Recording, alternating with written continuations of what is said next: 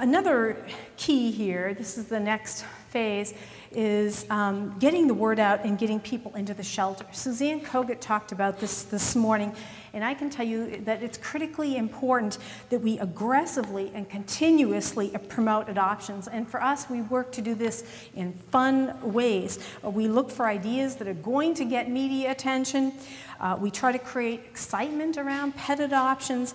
Our staff actually brainstorms ideas. We steal ideas from other shelters. You are very welcome to borrow ours and use them in your shelter. And again, I think others talked about this before, but in addition to the news releases and PSAs, we find that just creating in our own shelter and publisher a simple 8.5 by 11-inch poster, emailing this to all of our volunteers, asking them to print it and post it, is a great, very cheap grassroots way to get the word out about our adoption efforts. So now I'm just going to try to move really, really quickly here through the various things that trigger ideas for us for adoption promotions throughout the year. An obvious one is holidays, and I mentioned how we opened on New Year's Day, and this was our Get Help with Your New Year's Resolution adoption promotion that went on into January. That's actually the first pet adopter of the year. I should have had that one first, I guess, from January 1st to this year, January 1st. Valentine's Day, that's a natural for all of us, obviously. And we have our own sort of little take on this. We do furry speed dating at our shelter. The media loves it. It gets a lot of attention and a lot of play. And that's what you want. You want to get people in your community thinking about how much fun pet adoptions is, what a cool place the shelter is to go, that it's not a scary or depressing place. And the media is looking for stories with visuals. So if you can create them, they will love you. This year, we augmented we had the furry speed dating during the day, and then at night we partnered with a dating service, and we had a singles night at the shelter, and we stayed open late. It was a lot of fun. We do a Mardi Gras parade in the shelter. The volunteers love it. They decorate floats. They dress up themselves. We get a few dogs that don't mind getting dressed up and dress them up. We tie into pretty much every holiday you can think of.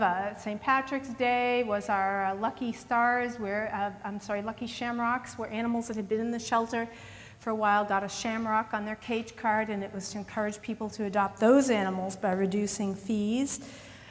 Truly, I can tell you, inspiration can come from anywhere. We get a lot of what we call our fan mail from this one particular guy. And I don't know if you can read it, but it says, "Adopt a super pet. I can't believe how shamelessly our organization is hijacking the holidays and events. You even leached off the Super Bowl. What's next? Adopt a pet for Arbor Day? Give me a break." So we irritate this person all the time, and we have a thick stack of emails, and some of them generate good ideas. So we thought about it, and Arbor Day, you know, you've got trees and dogs, and it really isn't natural. So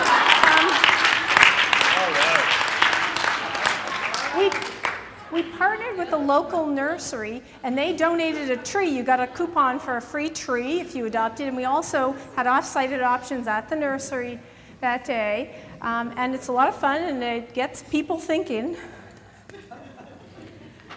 This was our Mother's Day promotion. So again, people often ask me, how do you do all these off-site, off-price adoptions? How do you do all these adoption sales?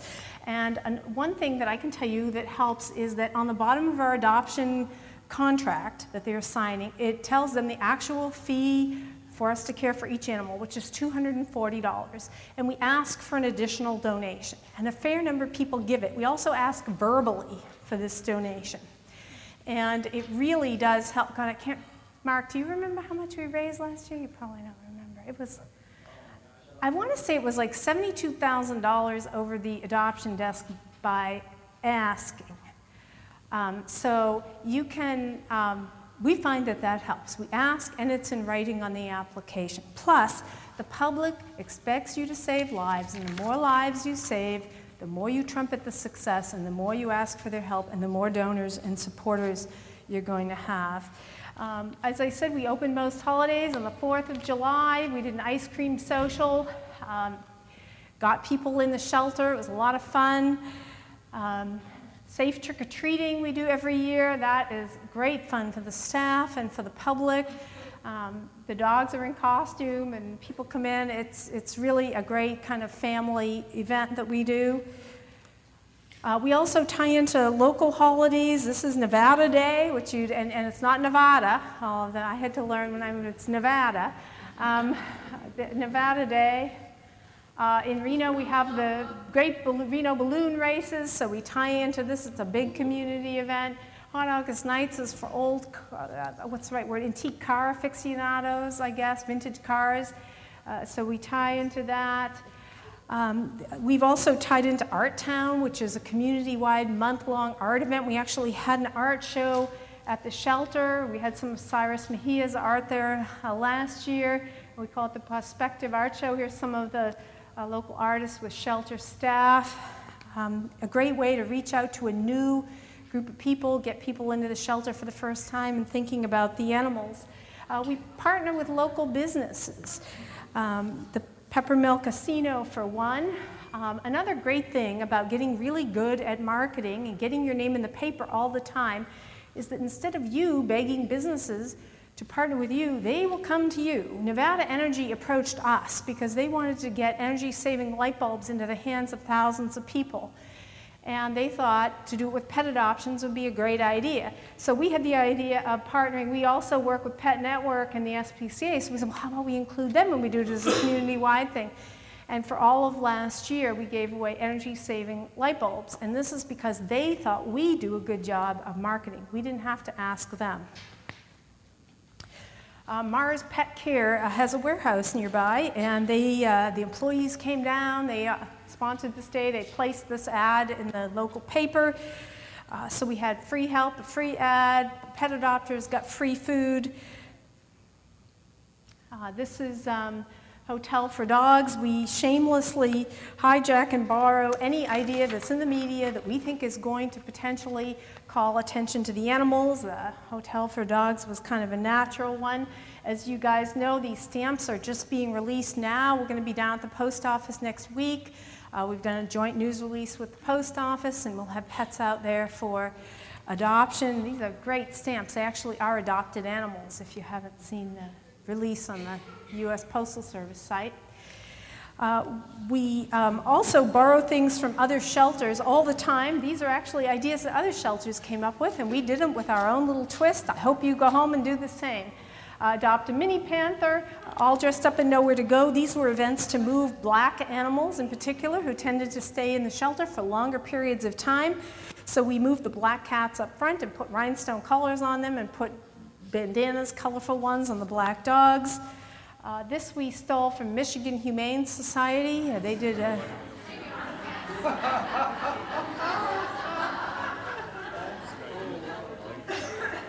People love this. It's a lot of fun, you know, and you go to the Michigan Humane Society site, they have a great commercial. It looks like a car dealer, too, hawking the cats. It's great.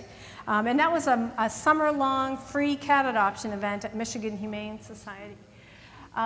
You know, we tie into all kinds of stuff. Our little twist for this was we got a local artist to design this. Whoops, it's actually like a stand-up thing, and people put their faces in it and then get their pictures taken when they adopted a pet, so that was kind of our fun little twist. Real House Pets of Washoe County. This was done for free, this artwork, by a volunteer, so we got a place to donate little buttons that the staff and volunteers wore to help with the promotion. Have you heard of Bridezilla? Well, if those horrible ladies can find someone to love them, we figured that our difficult chihuahuas and moody cats could find love too, so we did a Petzilla adoption event. It was pretty good. It was fun. I mean, you're still talking about sort of difficult pets, but yeah, it was interesting. Big Love adoption event is our month-long thing, and to try to keep it interesting, we do different things like adopt 2 kittens for the price of 1. We have Family Fun Carnival and our kitten shower where we try to get stuff donated for the foster care program. It's definitely a fun little event. This year we added a new event. It was our Be a Superhero, Adopt a Pet promotion. These are some of the shelter decorations. These things were just plastic sheets. We bought them at the dollar store for $1 a piece. And a staff member blew up faces of animals and stuck them on there. And kids just loved seeing it. And it's so cheap. You don't even have to spend a lot of money to do this stuff. Again, a volunteer designed this little logo, and we got the buttons donated for staff and volunteers. We react to the shelter population, and we do, fun stuff for the various holidays, and the summer dog days for us includes pool parties for the dogs. We get those inexpensive plastic pools. We actually have them in the summer anyway for the dogs, and it makes a fun thing to invite the media down for that.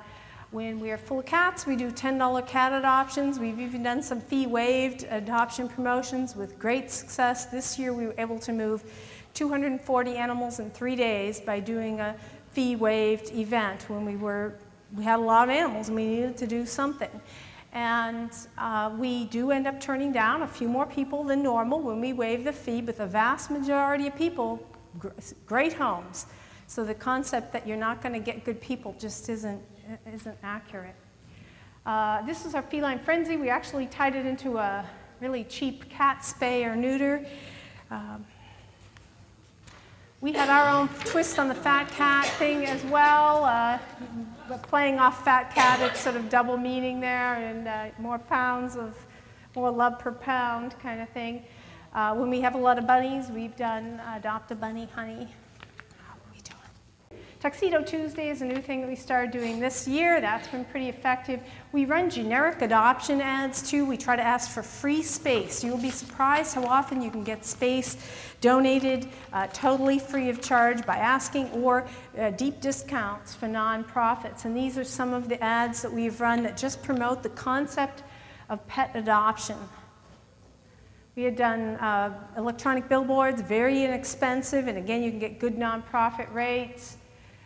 We tie into national events. This is the Pet Adopt-a-thon, which was just a couple of weeks ago. We stayed open 36 straight hours. Again, it's a great event, a great way to get attention, and there's all kinds of materials already produced for you through North Shore Animal League. During Christmas, we do Home for the Holidays. How many of you guys do Home for the Holidays? I'm telling you, it's a great, great event. We just have a wonderful time with it. We set an aggressive goal, and we have lots of the media actually tracks with us. Where are we in our goal for this year?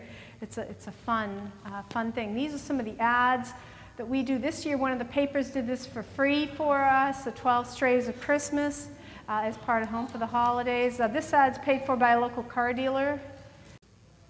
Again, we did, buttons to help with staff and volunteer promotion. These are some of the other ads. And that was the results in 5 weeks for Home for the Holidays, over 1,000 pet adoptions.